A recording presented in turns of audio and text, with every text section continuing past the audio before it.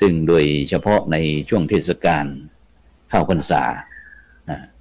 ซึ่งบรรดาพุทธศาสนิกชนต่างก็ได้เข้าวัดปฏิบัติธรรมกันซึ่งทุกท่านทุกคนก็ตั้งใจถึงแม้จะมีสถานการณ์โควิดต่างๆที่มาคอยรุมเร้าแต่พี่น้องประชาชนพุทธศาสนิกชนก็ไม่เคยท้อแท้ซึ่งโดยเฉพาะในสังคมปัจจุบันเนี่ยบรรดาท่านผู้ฟังทั้งหลายทุกท่านทุกคนก็พยายามที่จะไขว่คว้าทุกสิ่งทุกอย่างที่ตนอยากได้อยากมีอยากเป็นแต่พอสังคมไทยเรามีของฟรีของมาแจกโครงการนั้นโครงการนี้หน่วยงานนั้นหน่วยงานนี้ก็มีผู้ที่เป็นรับจากการบริจาคเยอะแยะเต็มไปหมดยิ่งถ้าเป็นของฟรีนี่ชอบแต่มีของฟรีอยู่2ชนิดนะที่คนไทยไม่นิยมแม้จะฟรีก็ตามก็คือการ1ฉีดยา2ฟังเทศฉีดยากลัวเจ็บ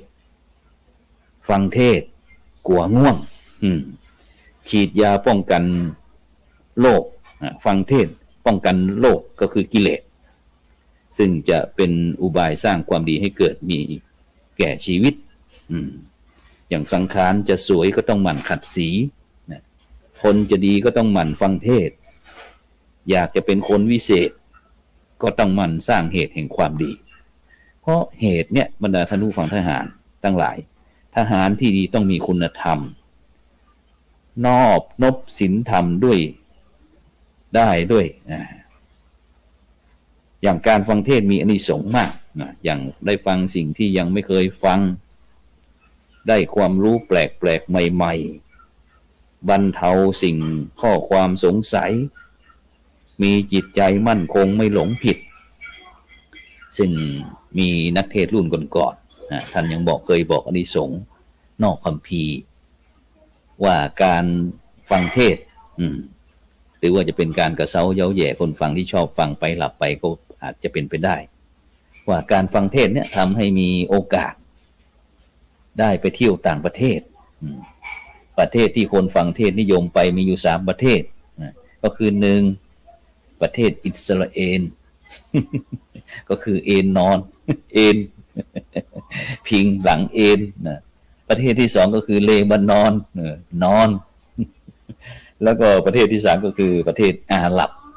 ก็คือหลับวินะซึ่งบางรายก็กลับมาสกลคือไม่หลับอย่างเดียวยังกลนเสียงดัง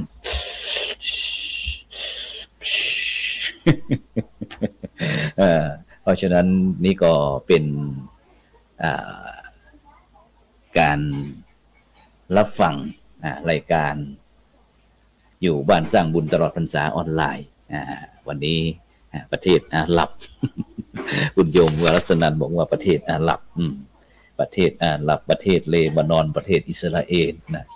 สิ่งก็บรรยากาศในช่วงนี้ก็อาจจะครึ้มฟ้าครึ้มฝนทั่วภาคเหนือหรือว่าทั่วประเทศก็ได้นะช่วงนี้ก็จะมีฟ้าฝนเข้ามาซึ่งตอนนี้ก็พี่น้องเกษตรกรต่างๆก็ได้ทำไร่ทำนากันเป็นปกตินะฉะนั้นก็การไลฟ์สดรายการอยู่บ้านสร้างบุญตลอดพรรษาออนไลน์จากวัดพระสิงห์วรมหาวิหารซึ่งได้รับการสนับสนุนจากกรมการศาสนากระทรวงวัฒนธรรมนะซึ่งก็จะมีด้วยกัน4รอบ4วันก็คือวันพระวันพระนี่ก็เวลาตั้งแต่ 9:00 นเป็นต้นไปจนถึงเวลาประมาณ 11:00 นวันศุกร์เวลา 20:00 นจนถึง 21:30 นรายการสังฆพัฒนาเพื่อประชาชนบทบาทพระสงฆ์ในยุคนิวดอร์มอนด์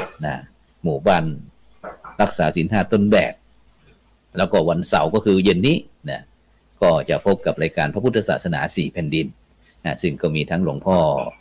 พระครูสุจิตานุรักษ์ด็อกเตอร์หลวงพ่อเจ้าคณะอำเภอฝางเจ้าอาวาสวัดพระบาทอุดมท่านอาจารย์พระมหาดวงทิพย์ปริยัธารีเจ้าอาวาสวัดพระธาตุจอมคำหลวงจากเขมราชนครเชียงตุง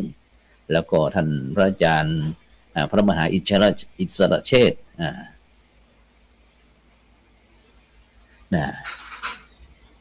จากเมืองยองนะแล้วก็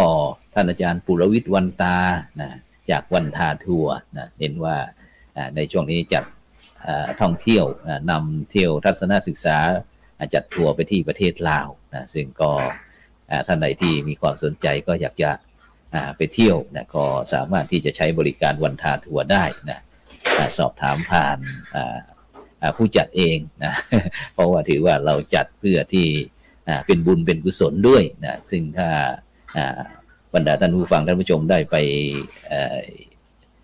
อย่างต่างประเทศต่างๆไปโดยเฉพาะสถานที่สำคัญในทางพุทธศาสนาเราก็ถือว่าเป็นบุญเป็นกุศลท่านนักท่องเที่ยวได้มีความสุขพวกเราก็มีความสุขด้วยนะความสุขนั้นก็จะกลับมาพื้นแผ่นดินไทยเราอย่างแน่นอนฉะนั้นในการดำเนินชีวิตเนี่ยบรรดาท่านผู้ฟังทั้งหลายก็จำเป็นที่พวกเราจะต้องมีความอดทนอดกลั้นนะอย่างบทกลอนบอกว่าตอนต้นสู้ทนทุกข์จะได้สุขเมื่อตอนปลายตอนต้นชอบสบายจะได้ร้ายเมื่อปลายมือนะจะเป็นสุขก็ต้องทุกข์ลงทุนก่อนจะเป็นก้อนทีละน้อยค่อยผสมเพราะฉะนั้นการสั่งสมบุญญาบารมีอย่างที่องค์พระสัมมาสัมพุทธเจ้าหรือว่าเจ้าชายสิทธัตถะกว่าจะได้ตรัสรู้เป็นอนุตตรสัมมาสัมพุทธเจ้านี้ต้องใช้เวลาอย่างมากมายนะซึ่งพวกเราก็จะต้องศึกษาโดยเฉพาะมหาชาติคำหลวงพระเวสสันดรชาดกอะไรต่างๆซึ่งเป็นชาติสุดท้ายนะซึ่งก็คงจะก่อนที่จะออกพรรษานะก็จะมีเทศกาลเทศมหาชาตินะซึ่งทางช่องทำพิธีของเราก็จะได้กราบพระนักเผยแผ่ของเราได้มาแสดงเทศมหาชาตินะอาจจะเป็น4ภาคหรือว่า4แผ่นดินนะให้กับบรรดาท่านผู้ฟังท่านผู้ชมฉะนั้นก็คอยติดตามรับชมก็แล้วกันนะนอกจากนั้นก็ยังมีอีกหลายกิจกรรมนะท่านผู้ฟังท่านผู้ชมก็สามารถที่จะร่วมนะออมบุญออมธรรมวันละบาทนะทางธนาคารไทยพาณิชย์นะเลขที่บัญชีก็145244700-8ชื่อบัญชีนี้ก็พระไทยธรรมกิจพระมหาชาญชัยพรหมประดิษฐ์แล้วก็พระจตุรงค์ชูศรีหรือว่าอีกธนาคารนึงก็เป็นธนาคารกสิกรไทยเลขที่บัญชีก็376225-327-2ชื่อบัญชีก็พระมหาดวงทิพย์ปริยธารีด็อกเตอร์นะเปลี่ยนธรรม9ประโยคนี้ก็เป็นเจ้าอาวาสวัดจอมคำหลวงนะพี่เขมรัตนนครเชียงตุงนะฉะนั้นก็ในวันนี้ก็จำเป็นที่จะต้องนำในการอยู่บ้านสร้างบุญตลอดพรรษาออนไลน์จากบรรดาท่านผู้ฟังไปก่อนนะเพราะว่าเวลาหมดเวลานะฉะนั้นก็อยากจะให้บรรดาท่านผู้ฟังได้ทำหน้าที่ของพุทธศาสนิกชนของเราอย่างเต็มรูปแบบโดยเฉพาะในวันนี้นะฉะนั้นก็บุญใดกุศลใดที่ท่านทั้งหลายได้ประพฤติปฏิบัติในวันนี้นะก็ขอให้เป็นบุญเป็นกุศลนะเป็นบุญเป็นกุศลมีสิ่งที่ท่านทั้งหลายได้กระทำตั้งแต่อดีตจนถึงปัจจุบันหากแม้นว่าปรารถนาสิ่งหนึ่งประการใดนะอันเป็นไปโดยชอบประกอบด้วยธรรมะไม่ผิดศีลไม่ผิดธรรมไม่ผิดจารีตประเพณีก็ขอให้สิ่งเหล่านั้นพันสำเร็จหากแม้นปรารถนาจะอุทิศส่วนบุญส่วนกุศลไปถึงบรรพชนปู่ย่าตายายญาติพี่น้องมิตรสหายคำก็ขอให้ท่านทั้งหลายเหล่านั้นมาอนุโมทนาแล้วก็ถวายเป็นพระกุศลแด่สมเด็จพระนางเจ้าสิริ